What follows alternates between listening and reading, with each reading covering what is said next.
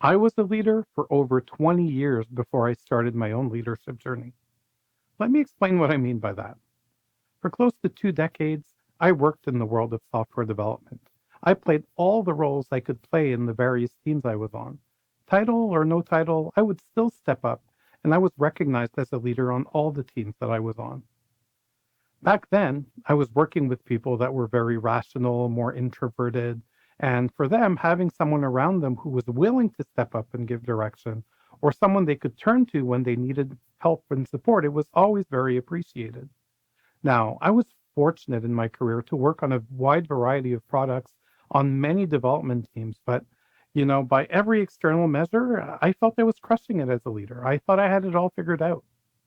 As a lifelong achiever, I had a reputation as the guy who could lead teams to success. But then I left that world and I made a career transition. For the next 2 years after that, everything that had made me successful in the past was suddenly ineffective. To some people, I was motivating, inspiring. For others, I was just arrogant and demanding.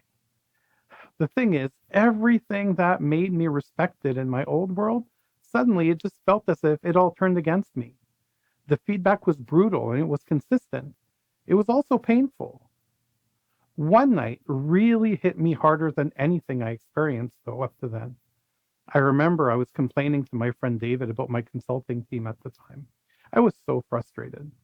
I was leading a group and they weren't meeting my standards. It felt like I couldn't teach them anything.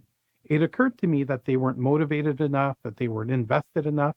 They just didn't want to do anything. And at one point in the conversation, I was ready to give up. I was ready to lower the bar, start putting in minimal effort. And my friend David looked at me and said something that just stopped me cold. He said, "Tell me, Steph, where's the leader in this story?" Where's the leader in this story? Yeah.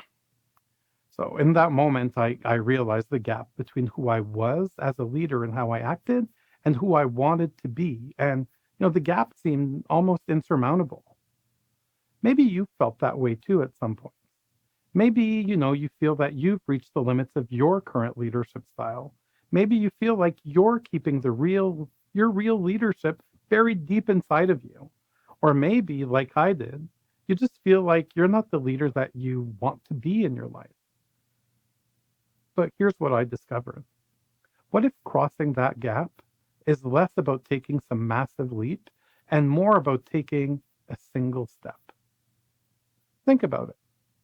What if the next great version of yourself, the leader that you want to be, is only a step away?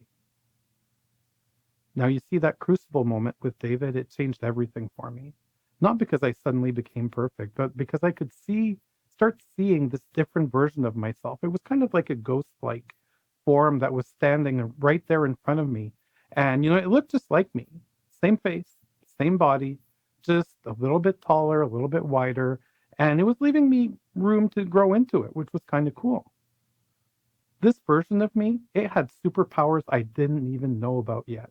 It had more empathy, had more calm under pressure. It had a way of expressing itself that could actually inspire people instead of intimidating them.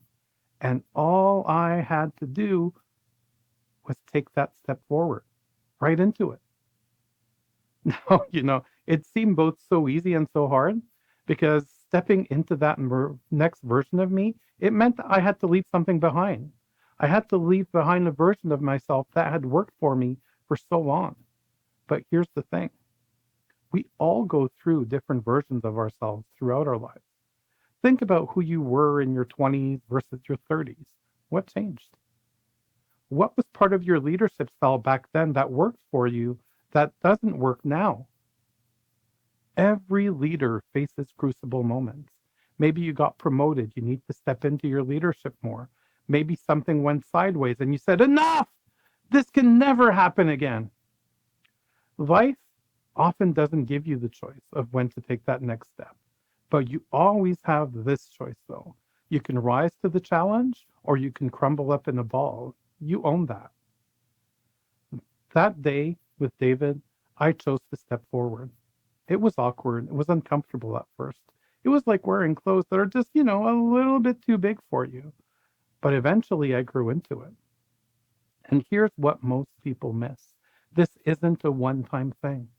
Right now, there's probably another version of yourself just waiting for you, and it's just one step away. So here's the question that changed everything for me. If the next great version of yourself as a leader is standing right there in front of you right now, what's keeping you from taking that step? Go ahead. I dare you to see what happens.